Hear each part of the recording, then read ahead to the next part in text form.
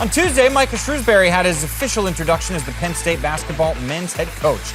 It had been announced already, but Shrewsberry stayed with the Purdue team for a bit, where he'd been an assistant the last couple years.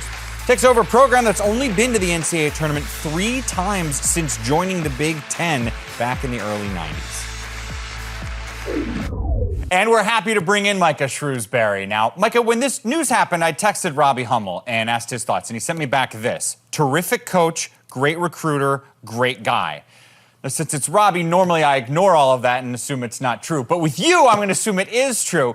But the next thing he said to me, though, is it is a tough job. So considering all the success you had, winning a bunch at Purdue, winning a bunch with the Celtics, winning a bunch, what was the onus for you to take a job and try to win at a place where it's been pretty hard to win historically? Yeah. Hey, Mike, first of all, I would say don't listen to Robbie in anything he says unless he's saying good things about me. Then he's probably right about that. I'm excited to be here. The thing that stood out to me, and I've talked about this, is, there's 31 sports here. And all of these sports are pushing each other to be great. And if there wasn't success in any of those other sports, then that would be alarming or troubling to me. But there's a lot of sports that are having success, so it can be done here.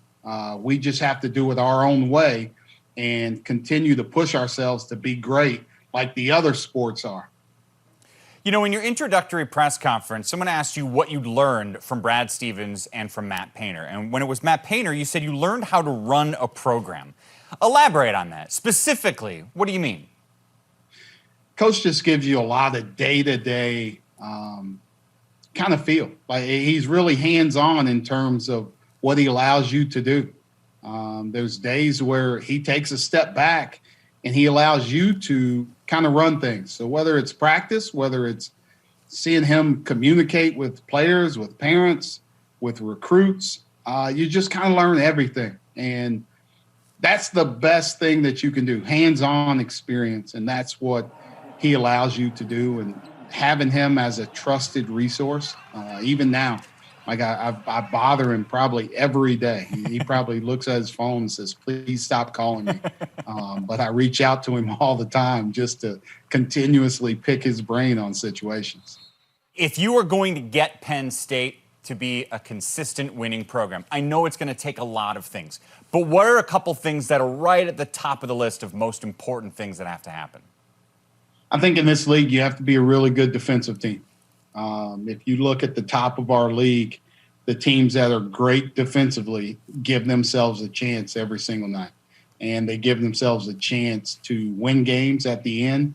But which also, if you're doing that in our league, you get a chance to get towards the NCAA tournament. So we have to be a great defensive team. We have to be a team that it's hard for people to score on us. And that's first and foremost. I think who we bring into our locker room is huge. Who we have in our culture is huge. And that's big in our recruiting. We got to find guys that fit me. We got to find guys that fit Penn State that would thrive here. And then we got to make guys better. I think the development piece for us is going to be huge. We need to have guys getting better throughout the year, but throughout all of their years while they're here. So a lot of time that we spend in practice, in the preseason, in the postseason, is going to be built on making guys better players. Micah, congrats on the gig. I'm looking forward to watching you there at Penn State. Good luck. Thanks, Mike. Thanks for having me on.